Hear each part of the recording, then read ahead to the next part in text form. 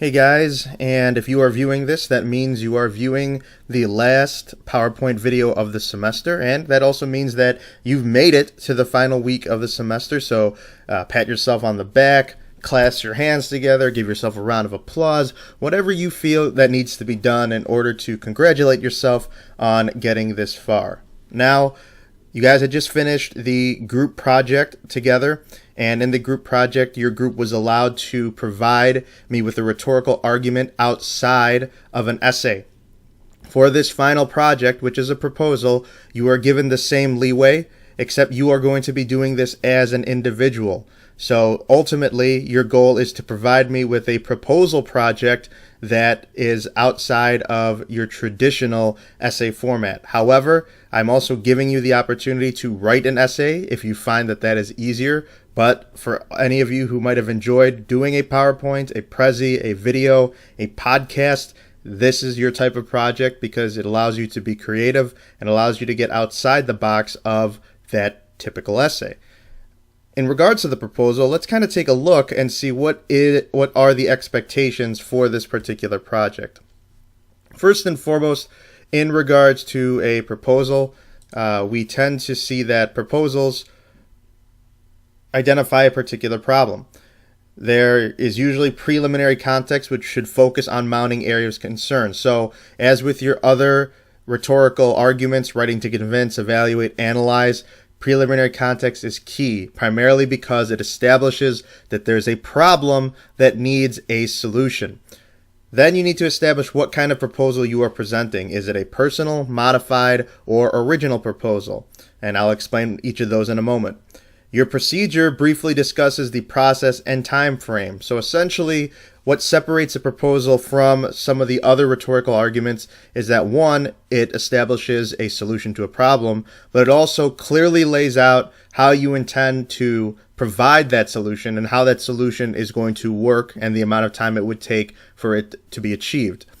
You can draw parallels to other proposals, talk about background, examine process, and ultimately proposals focus on the future. So first and foremost, you need to identify a problem. How does this particular issue go beyond opinion? So beyond just the subjective notion that I hate this, particular idea, I don't like this particular team, I don't like this particular place to eat. How do you go beyond that? How do you take that problem and provide a solution to it? Focus on current or ongoing topics that have not been exhausted or are not too minuscule. Legalizing marijuana, abortion have been pretty much exhaustive. Topics that are too minuscule, you have to be mindful because there might not be enough source material to help support what it is you're trying to propose. And what kind of argument can you make to set up your proposal? So, first and foremost, you need to identify what your preliminary context is. Preliminary context should focus on the mounting area's concern. The strongest proposals have substantial support that indicate that adopting a solution is necessary to establish change. Notice that I've put solutions plural as well. Sometimes proposals have more than one solution or answer, and depending on how expansive you want to go with your discussion, you might provide more than one answer to your problem. The introduction of your essay or project can be relatively more substantial since you will probably be providing argumentative context. So don't be afraid that your argument is relatively thorough. The more thorough an argument, it helps display why a solution is needed. Now, there are three particular types of proposals you might consider. First is the personal proposal, ideas that are closely tied to your personal background or expertise. Each of you has a particular affinity for the things you like, experiences that might have connected to you in a certain way. You could take those particular aspects and create a solution to maybe some of the hurdles or problems that you've ran into in your own life. Modified proposals look at revising or altering ideas that could be made more effective. So you might take someone's workout plan and you might modify it or adjust it to fit your particular lifestyle or fit someone that has a particular body type that is more closely related to you. And then there's original proposals, which are usually the fewest and far between. They are the relatively authentic concepts. So these are innovative, newer ideas, things that might not have been invented yet, or things that are filling a void to where people have not addressed a solution to yet. So if we are looking at personal examples, how to be a better student, soul searching, finding a purpose in life, minding moderation, how do you regulate your vices. I've also had students who have had issues with family members being in gangs or dealing with drugs, and they proposed areas to create programs that help bring former gang members into normalcy and help them assimilate back into society. The same thing with people who might have dealt with addiction, where they've talked about different proposal programs that would be helpful for individuals out there dealing with addiction issues. Modified proposals, you might look at diet and exercise plans that take into consideration varying types of bodies, as I talked about a moment ago, vehicles that run on varying types of energy, and YouTube channels that scouts for talent in various mediums. So, for instance, America's Got Talent meets social networks. One thing that you have to be mindful of is simply informing me of other people's proposals that already exist. Your proposal should essentially be your own idea. If you simply rattle off a bunch of examples, for example here, a variety of different vehicles that run on varying types of energy that have already been invented, you are not proposing anything. You are simply exploring a topic and informing me about it. Make sure that your proposal is your own idea, and you can take other people's ideas to help support what it is you're trying to argue, but it should ultimately be your own solution. And then original proposal examples that have been provided, some more recent than others: solar roadways, instant sobriety pill, new idea for a TV show, movie, video game, comic, what have you. These might all be original proposals. Some examples for you that students have talked about. What is the best way to achieve a healthy, well-rounded lifestyle?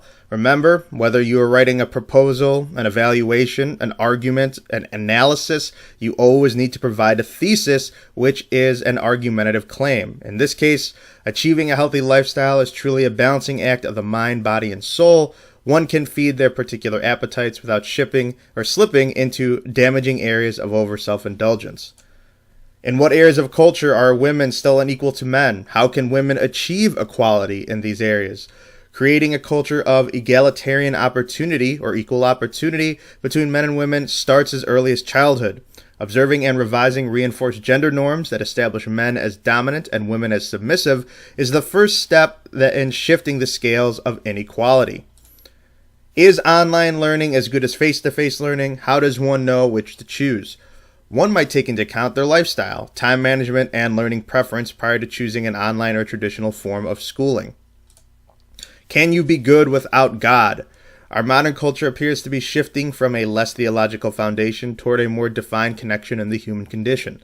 Though many individuals may still express a belief in the divine, they may not necessarily look to an omniscient body for guidance, answers, or strength. Does pop culture deserve serious study? Despite their reputation of being insensitive, prejudiced, and low art, modern cartoons have taken cultural observation and critical analysis to the next level. If properly integrated into an academic curriculum, shows such as The Simpsons, South Park, and Family Guy could successfully provide a more relatable learning experience for the modern student. Once you've established your argument, which these examples have provided, then you give me your procedure, which focuses on two main aspects: the process, how does it get done, and the time frame, how long will it take. So, when we look at different ideas for proposals, you can draw parallels to other proposals. Why haven't other solutions worked? Or what solutions have worked but could still be revised? You talk about your background. How are your solutions different? What does your plan offer? And why is your plan better or more effective than other examples from the past? Elaborate on process and time frame. Go into detail about how your solution to the issue will work and describe the stages in which your solution will unfold. So essentially, one thing that you have to be mindful of with these proposals is that they have to be practical. You can be creative, but you can't be impractical. So, for instance, say you were proposing, how do we get the Chicago Bears back to the Super Bowl? One thing you can say is, if I were proposing as an active GM, we would have to restructure our drafting process and focus on these following areas. And in 3 years' time, this is how long it would take for the Bears to get back to the Super Bowl. One thing you cannot propose is that I will build a time machine and go back to 1985 and recruit the entire Bears defense. An improbable idea, though maybe time travel isn't too far away. Right now, can't do it. So make sure that your time frame and your proposal are plausible. Remember that proposals are hypothetical and focus on change. Therefore, focus on the future to establish what your inevitable solution will lead to. What can the reader expect if change does or does not occur? Normally, when people propose things, they indicate if you were to take on this proposal, you will see the following changes and it will affect your life in this way. Other times, people tend to elicit fear with their proposal, some sort of consequential demise if you do not follow this proposal. It's up to you, depending on the tone of your project. Lastly, what kind of proposal are you establishing? Remember, are you modifying something? Are you establishing something innovative? Are you creating a direct challenge or revision to something? Is your proposal singular or a variety of alternatives? Are you focusing on one solution or are you providing multiple options? Remember that your proposal can be creative and inventive, but not implausible. And lastly, establish your time frame, your historical context to establish why the problem still needs more modern resolution, plus your future timetable. How long before the audience could start to notice change? So essentially, you should tell me how your proposal is going to work and give me an estimate. It doesn't have to be precise, but at least an idea of 5, 10, 15 years of what you potentially might see if your proposal were to take shape.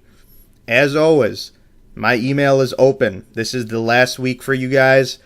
Take your time to work on this project. It's going to be this particular project, a project of your choice, a PowerPoint, an essay, a Prezi, a video, a podcast, something else entirely. If it's something else entirely, please make sure to run it by me so I can give you the okay on it. And then you also have your annotated bibliography due. You guys did an annotated bibliography in your groups. This time you were doing an individual one. Make sure that you properly summarize your sources. They are in alphabetical order by author's last name.